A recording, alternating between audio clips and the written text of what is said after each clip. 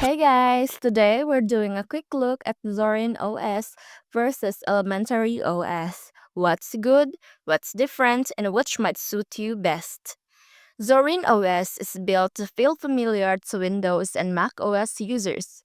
It offers multiple desktop layouts so you can tweak how it looks and behaves, especially in its Pro edition, which includes premium layouts like Mac OS style or Windows style.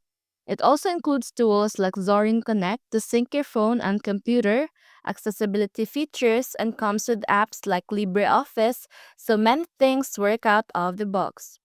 Elementary OS focuses on clean design, privacy, and being open source. Its desktop environment Pantheon is sleek and consistent, with keyboard shortcuts built in for productivity. Privacy is a major point. Apps need permissions upfront, and the OS doesn't collect personal data for ads. The App Center is its built in store, and you can pay what you can for apps and updates. If you're coming from Windows or Mac OS and want something familiar with lots of customization, Zorin OS might be your best bet.